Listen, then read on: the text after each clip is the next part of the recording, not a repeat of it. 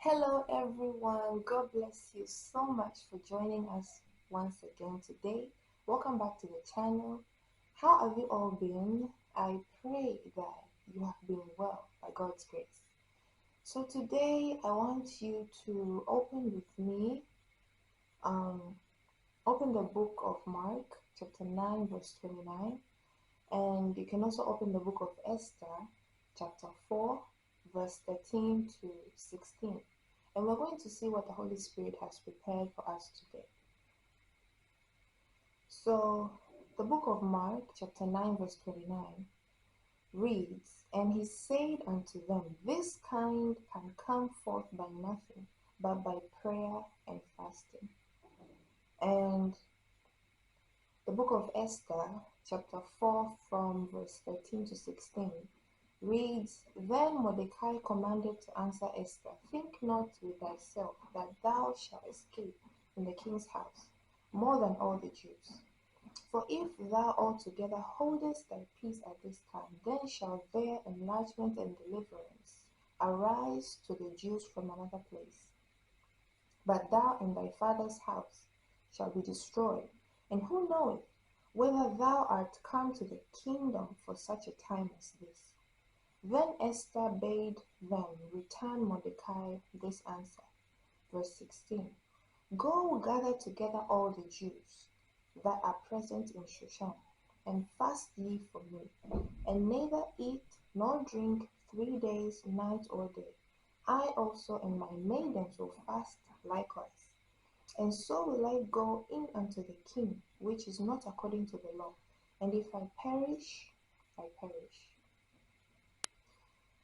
There was a revelation that was shared um, with me that this person had.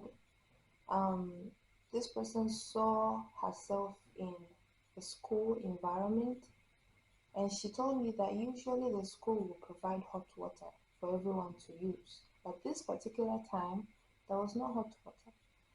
So she decided to just go with her bucket and get water. But when she got there, fortunately, she found out that, oh, the water is actually hot, so it means I can use hot water now.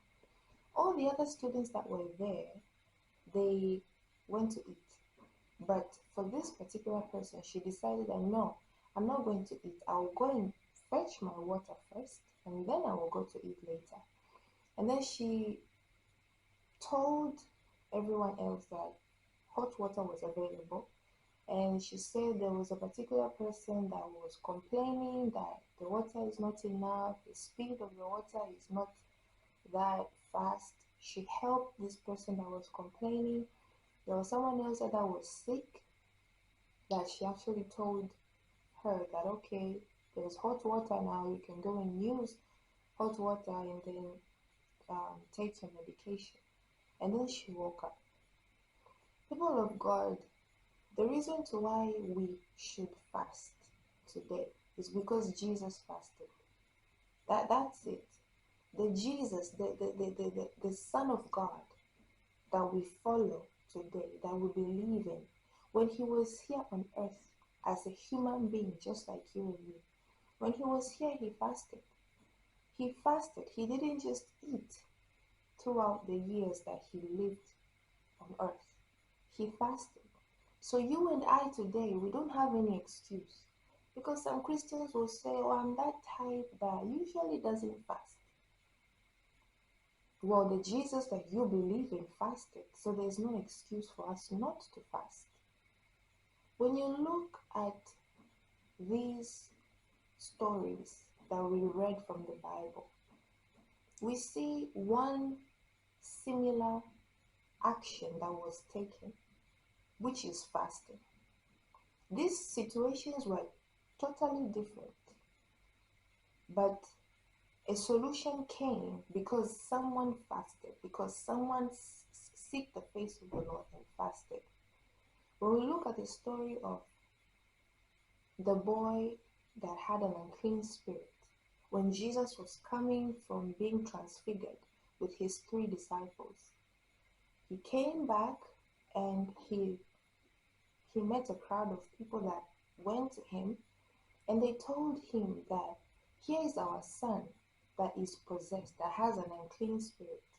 When we saw your disciples, we brought him to them, believing that because they follow you, because there are people that have a reputation of following you, we believe that when they pray for him, he will be delivered. But that's not the case. When they prayed for our son, he didn't get delivered. And they were probably surprised because they believed that these people were people that followed Jesus.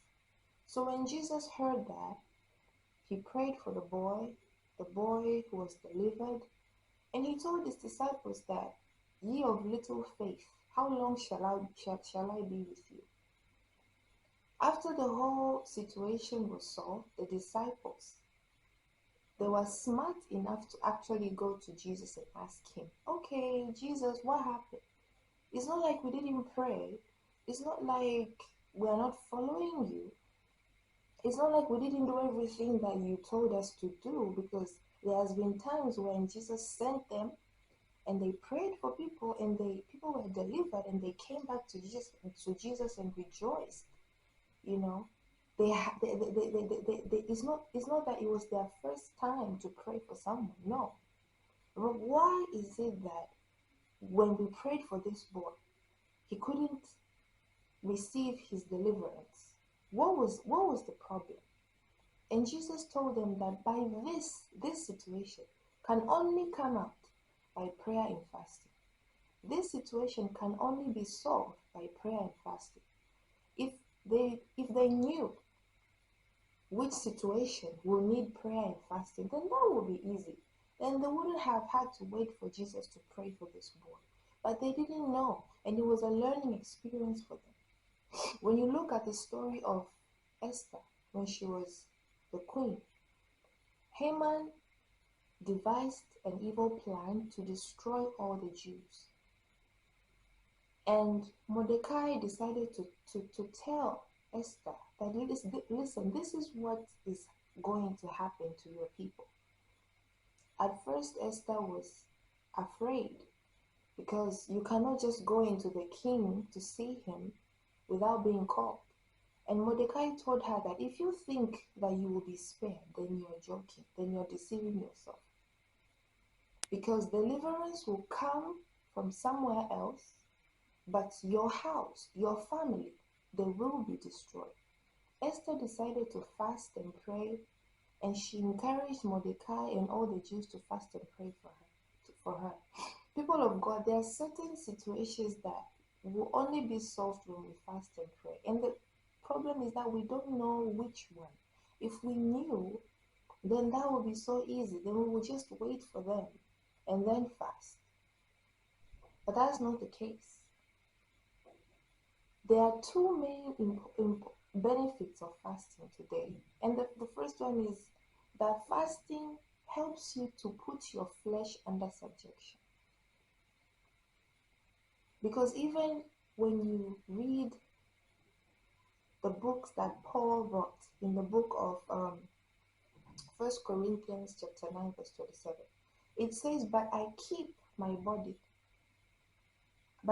under my body and bring it unto subjection, lest that by any means, when I have preached to others, I myself should be a castaway.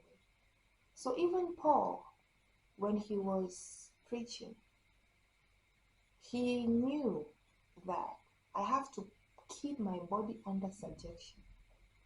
And fasting can help you to discipline yourself. It can help you to discipline your flesh. And another benefit is that fasting helps you to solve problems. When you fast and seek the face of the Lord, the challenges that you face today, you get answers. There are some challenges that you cannot just pray like a regular person. You need to actually fast and seek the face of the Lord. And because Jesus fasted, then we ought to fast.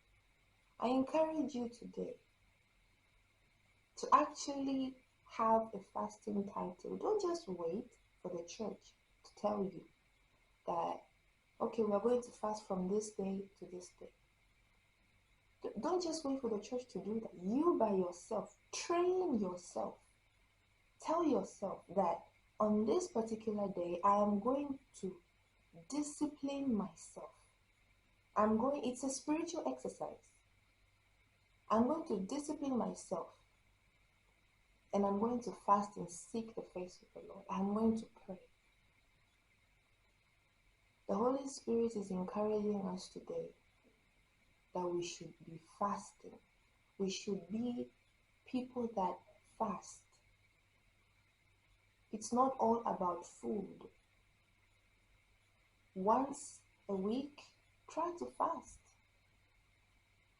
because you don't know which challenge will come to you that you will actually need to fast. And you don't have to wait until you're faced with difficult situations. That's when you remember that you need to fast.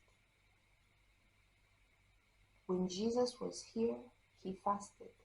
So as Christians, as believers, we are supposed to fast. Feel free to comment down below in the comment section. You can also send us an email at praisetimeministries@gmail.com. And God bless you so much. See you next time. Goodbye.